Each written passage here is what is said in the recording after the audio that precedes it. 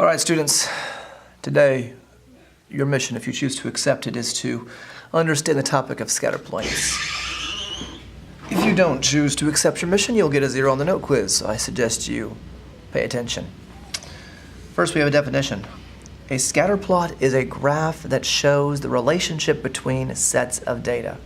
So what we mean by this is that we have stuff, numbers, and we need to figure out how they relate to each other, which is what we're going to do right now.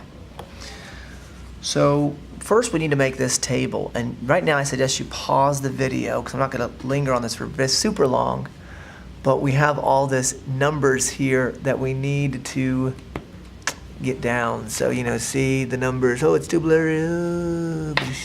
So we have these numbers, and for the sake of time, I just called the cities we're going to be using with letters instead of writing out actual names of cities. So city A, and we're going to be comparing its location using latitude, basically the degrees, how far north the city is. And we're going to use temperature, and we're going to see is a relationship between the location of a city and the temperature. That's what we do. So pause it and copy that down. Next, you're probably going to pause in just a minute, pause and copy this down. After you get the table. So if you didn't get the table, go back and rewind, pause, copy, come to this point. So what we do here is you're going to want to make basically a graph, and it's okay just to make it like this, make your L shape, put your tick marks on your blue lines. You're going to need 8 of them because we're counting by tens and going all the way to 80. And over here we're counting by tens going all the way to 60. Make sure you get them as evenly spaced as possible, okay? And what we're going to do next is just look at the data on our table and say, well, okay, we have our location is down here. Our first value is going to be our X values. Our second is going to be our Y values. This is just like graphing using a T-chart, except the T-chart's already completed for us. So next you're going to go to the points that it gives us. So it gives us the point 34, 60. So you're going to go to where 30 is, okay, it's right here, and you're going to go to where 34 is, so go about halfway in between, and then go up to 61, which is slightly above the 60 line. So you put a point right there, like so. Announcements. This is for the middle school students. Oh my. You will not be able to eat lunch today in the middle school building in that large room. No lunch there, guys. Hear that? You can't eat lunch now. Good thing you're at home, where you can actually eat your lunch at home. That's really good. I'm glad that you're at home where you can eat lunch. Well, back to our video. Next, go to where 42 is and go up to 51. Then go back to 42 for your next point, and then go to 49. Then go to 47 and put a point at 39, which is right below the 40. Next, go to 21 and put a point at 77. Next, go to the point 30. Go to the point 30. Oops, 30 is right here. Go to 7 is 68. Next, go to 58, which is way over here, and go to the point 41. Next, go to 26, which is right about here, and go to the point 76, which would put you 26. Goes up to right about there-ish. 33 above, goes to point 73.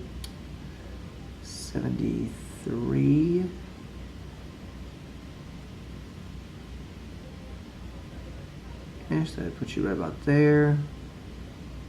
Yep. And then next go to the point 44, and it's going to be about 45, so about here. And then last go to the point 33, and put a point at 64, which would put you right about there. Okay, so we have all of our points now. And the idea is, can we see a relationship? If there really is a relationship between the data, you should see kind of a common theme. What happens as we move further in this direction? What's happening to the temperature? As you move further this way, the temperature seems to be decreasing. But as you move further this way, the temperature's increasing. And that pretty much is true. The numbers that are higher, they're further north, while these ones that are lower are closer to the equator. So it pretty much makes sense if you look at it. So our temperatures tend to be going this way. And this allows us to make predictions, like I said. Like if I were to say, well, what do you think the temperature of the average temperature of a city would be if it was at 60? Okay, we don't have one at exactly 60, but you could take a guess anywhere in this kind of range, right, would be a good guess for it. Then if I said, what about a city that was located at 47? So we go up, and it looks like it would be pretty good to guess here. This is how scatter plots are helpful. They let us make predictions. Now, hopefully you got that. And we're going to take a look at this next. This right here is something you need to know for your notes. It's about finding trends. And basically, this is the easy part. The scatter plot's going to be already done for us, or maybe we had to make the scatter plot, but at the very end it'll ask questions about the correlation. So you have positive correlation, where it looks like you have a line that's going up. Like you could draw a line like that, and you see how that matches the data. And here, you could draw a line like this going down, okay? And that shows a negative correlation, like a negative slope, positive slope. And by the way, the lines I just drew, they're called trend lines. You might want to write that down somewhere down here, where you could write down the word trend lines, or maybe write down trend lines and then point to these two lines. It shows what's going on. Can anyone guess what this one is? No correlation. The values show no relationship. They're just all over the place. It's kind of like, perhaps like temperature compared to rainfall. Temperature doesn't really affect rainfall. There's different things that affect it, but temperature isn't necessarily one of them, because you can have super hot deserts that have very little rain. But the tundra and certain areas like that, where it's extremely cold, they're known as like Arctic deserts, because they have very little rain also. So, yeah. Anyway, just copy this down, make your little thing here. And you don't have to make the exact points, you just need to make your little shape and then put dot, dot, dot, dot, dot going up, dot, dot, dot, dot, dot going down. Random dots all over the place for this one. All right, see you in class. Oh, by the way, one last thing.